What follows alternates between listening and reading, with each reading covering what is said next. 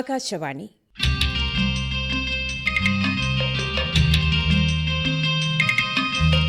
നിതാന്തം തുടർനാടകം അവസാന ഭാഗം. രചന വിഭു പിരപ്പൻകോട്. സംവിധാനം റൂബി ബാബു. ശബ്ദം നൽകുന്നവർ Sandhya Rajendran, Ananthapuram Ravi, Suparna Sreedhar, Aishwarya Nair, Mahesh R G, Mohan Airoor, Suresh Pazhaveedu, Archana Chandran, Aneesh P Nair, Aromal S S, Vismaya Mohan R S, M S Shanthi, Radhika Nair, Vishnumohan.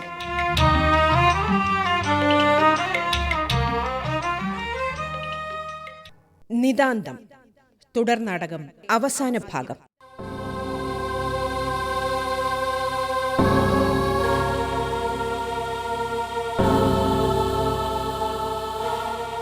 അവൾ അന്ന് പടിയിറങ്ങിപ്പോയത് എൻ്റെ വീട്ടിൽ നിന്നും ജീവിതത്തിൽ നിന്നുമല്ല, എൻ്റെ പ്രജ്ഞയിൽ നിന്നും, പ്രതീക്ഷയിൽ നിന്നും. പിന്നെ ഇരുൾ മാത്രം. ഇരുളാണെന്ന് തിരിച്ചറിയാൻ പോലുമായത് പിന്നെയും ഏറെ കഴിഞ്ഞു.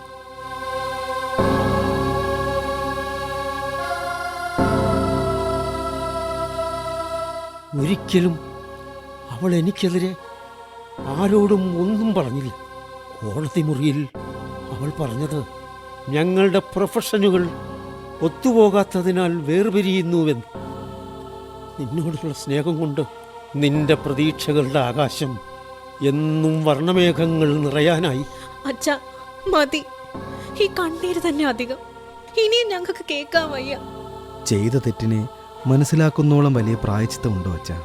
പ്രഭ എന്നോട് പൊറുത്താലും അവൻ വിനോദ്നാഥ് എന്നോട് പൊറുക്കില്ല. 10 വർഷത്തിന് ശേഷം കൂട്ടുകാരനെ കാണാനുള്ള ആർത്തിയോടെ വന്ന അവനെ ഭാര്യയെ തോൽപ്പിക്കാൻ വേണ്ടി മാത്രം ഇല്ലാത്ത ആരോപണത്തിൻ്റെ വിഷം മുക്കിയ അമ്പ ഇത് മുറിച്ചു. ആ മനസ്സുമായി അവന് ഏതോ നാട്ടിലേക്ക് പോയി. ഒരിക്കലെങ്കിലും അവൻ്റെ കാലിൽ വീണ് മാപ്പ് ചോദിക്കാൻ ഞാൻ ആഗ്രഹിച്ചു. അവൻ പിന്നെപ്പോഴോ വിശ്വഭാരതിയിലെത്തിയെന്നറിഞ്ഞു. തീർച്ചയായും അവനെ അവിടെ പോയി കണ്ട് മാപ്പ് പറയണം. വീണ്ടും പ്രഭയുടെ കാലുകളിൽ അവൻ ചിലങ്ക ചാർത്തണമെന്ന് പറയണം. അച്ഛാ, ഞാൻ വിളിച്ചാൽ അവൻ വരും. ഒരിക്കൽ ആട്ടി ഓടിച്ചതിന് മാപ്പ് ചോദിക്കണം. അച്ഛാ, എനിക്കും ആ മനുഷ്യനോട് മാപ്പിരക്കണം. എന്തിന്? നീ എന്തിന് വിനോദിനോട് മാപ്പ് പറയണം? അത് എനിക്ക് മനസ്സിലാവുന്നില്ല മക്കളെ. അച്ഛാ, ചില കഥകൾ തുടരും. ആരും ആഗ്രഹിക്കാത്ത ദുരന്തങ്ങൾ വീണ്ടും വരാറില്ലേ? അതുപോലെ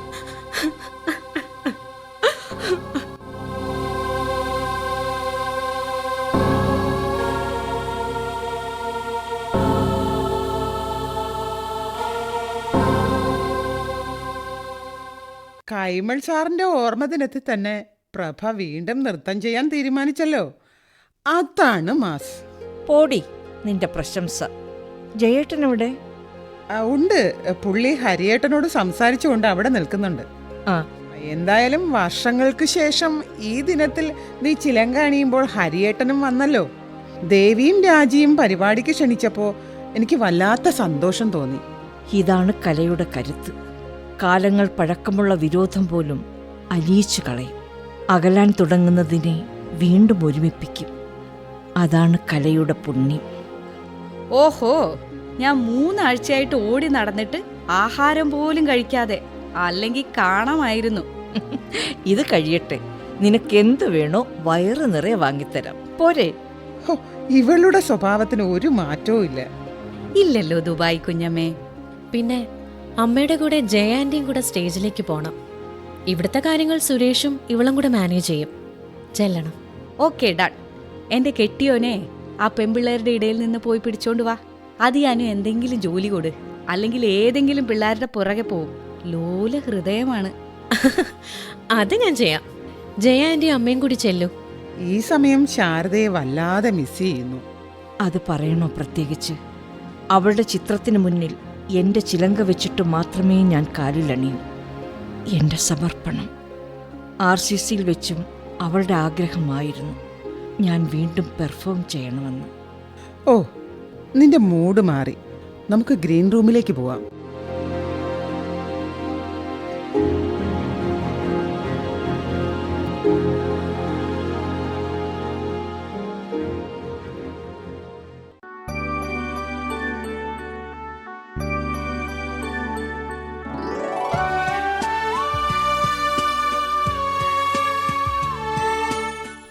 ആ അല്ല, അച്ഛൻ എന്തിനാണ് ഇവിടെ ഒറ്റയ്ക്ക് നിൽക്കുന്നത്? അവിടെ ആരൊക്കെ തിരക്കുന്നു? എൻ്റെ ഒരു ആഗ്രഹം മാത്രം ബാക്കി. അതിൽ അച്ഛനേക്കാൾ ഇപ്പോൾ ഞാനല്ലേ കൂടുതൽ പശ്ചാത്തപിക്കേണ്ടത്? മുത്തച്ഛൻ്റെ സ്മരണ ദിനമല്ലായിരുന്നെങ്കിൽ നമുക്ക് ഈ പരിപാടി അദ്ദേഹത്തിൻ്റെ കൂടെ പങ്കെടുക്കാൻ കഴിയുന്ന രീതിയിൽ നടത്താമായിരുന്നു. ഇതങ്ങനെ പറ്റില്ലല്ലോ. നമുക്ക് ഒരുമിച്ച് പോവാം. ഇത് കഴിയട്ടെ. എടി, സുരേഷ് ഏട്ടൻ എവിടെ? ആ സാംസ്കാരിക വകുപ്പ് ഡയറക്ടർ, ഒരു IAS അവിടെ വന്നിരിക്കുന്നു. എൻ്റെ കയ്യിൽ നിൽക്കില്ല. അവൻ ഒരു ഫോൺ കോൾ വന്നു, സംസാരിക്കുകയാണ്. ഞാൻ അങ്ങോട്ട് വരാം. നീ ഇപ്പോൾ അങ്ങോട്ട് ചെല്ല്. അച്ഛാ, രാജി, എന്താ? ഒരു ഷോക്കിംഗ് ന്യൂസ് ഉണ്ട്. വന്നേ. എന്താ? അച്ഛനും രാജിയും ഒന്ന് വന്നേ. ദേ, വാർത്ത കണ്ടോ? എന്താ? പത്മശ്രീ വിനോദ് നാഥ് അന്തരിച്ചു. അയ്യോ, പ്രശസ്ത നാട്യശാസ്ത്ര ഗവേഷകനായിരുന്നു. അല്പസമയം മുമ്പ് ഡൽഹിയിൽ എയിംസിലായിരുന്നു അന്ത്യം. അയ്യോ. കേരളത്തിൽ ഒരു പരിപാടിയിൽ പങ്കെടുക്കാൻ മലയാളിയായിരുന്ന അദ്ദേഹത്തിൻ്റെ ആഗ്രഹപ്രകാരം ഭാരതപ്പുഴയുടെ തീരത്താണ് സംസ്കാര ചടങ്ങുകൾ. കേരള കലാമണ്ഡലത്തിൽ ഇന്ന് വൈകുന്നേരം മുതൽ പൊതുദർശനത്തിനായി പ്രത്യേക വിമാനത്തിൽ മൃതദേഹം എത്തിക്കും. ഭാരതീയ നൃത്തങ്ങൾക്ക് ലോകമാകെ. നീ വീണ്ടും എന്നെ തോൽപ്പിച്ചല്ലോടാ. അച്ഛാ, നമ്മുടെ ഈ പാവം ഏത് നദിയിൽ മുങ്ങിയാൽ തീരും? എനിക്ക് വയ്യ. എനിക്കറിയില്ല മോളെ. രാജീവ്, അച്ഛന് ഞാൻ പറയുന്നത് കേൾക്കണം. വിനോദ് നാഥിൻ്റെ മരണം അമ്മ അറിയരുത്. രാജി, ചെല്ല്. അമ്മയുടെ അടുത്ത് തന്നെ നിൽക്ക്. അവരിതറിഞ്ഞാൽ പിന്നെ ഒരിക്കലും. എനിക്ക് സഹിക്കാനാവുന്നില്ല. ഞാൻ മാത്രമാണ് ഈ ജീവന്റെ വില നൽകേണ്ടത്. എനിക്കൊന്നും പറയാനില്ല, ഒന്നും. നീ അമ്മയുടെ അടുത്തേക്ക് ചെല്ല്.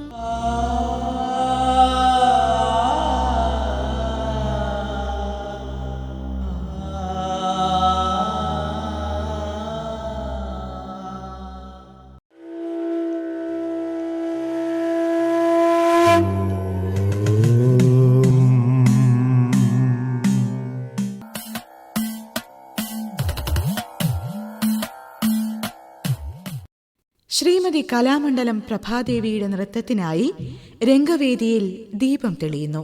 പതിറ്റാണ്ടുകൾക്ക് ശേഷമാണ് തന്റെ പിതാവിന്റെ ഓർമ്മദിനത്തിൽ അവർ വീണ്ടും ചിലങ്കയണിയുന്നത്. മലയാളത്തിന്റെ പുണ്യമായ ചിലങ്കകളിൽ ഇതാ വീണ്ടും നാദമുയരുന്നു.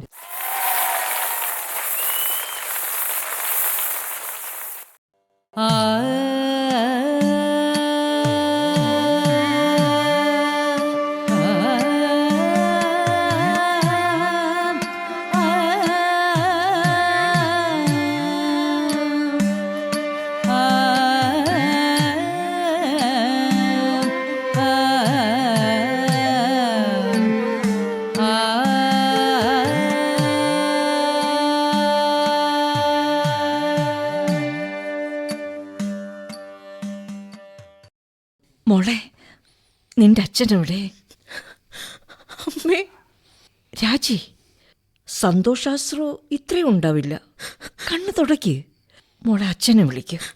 പ്രഭേ, ഞാൻ ആ ചിലങ്കകളിൽ ഒന്ന് തൊട്ടോട്ടെ. വീണ്ടും ഞാൻ ചിലങ്ക അണിഞ്ഞപ്പോൾ എൻ്റെ മോളുടെ അച്ഛൻ വന്നല്ലോ. അതിന് നന്ദി. ഒരുപാട്.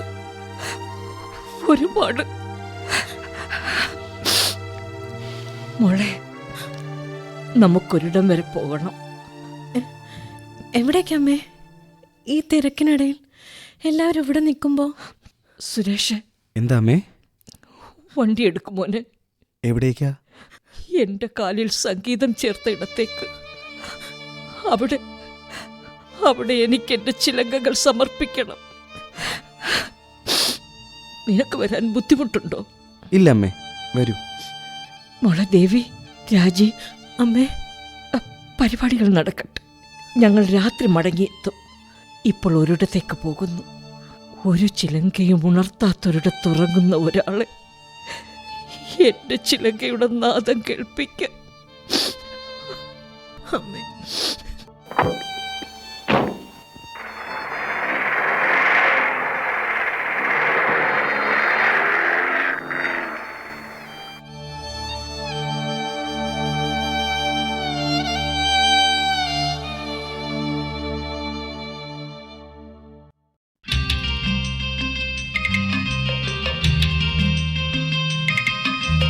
നിതാന്തം തുടർ നാടകം അവസാന ഭാഗം സമാപിക്കുന്നു.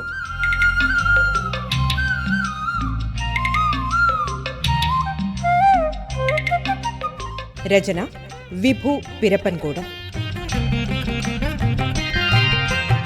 സംവിധാനം റൂബി ബാബു.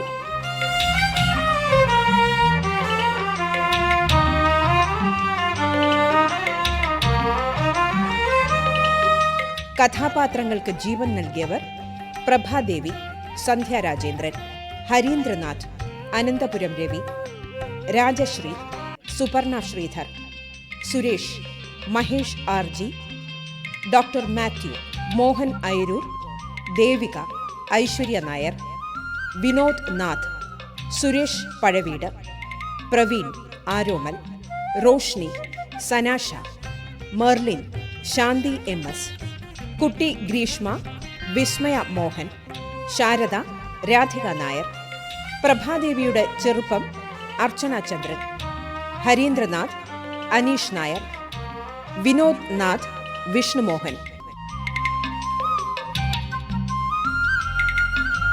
സംവിധാന സഹായം N Sunitha, Biju Kalluvathukkal, V N Deepa.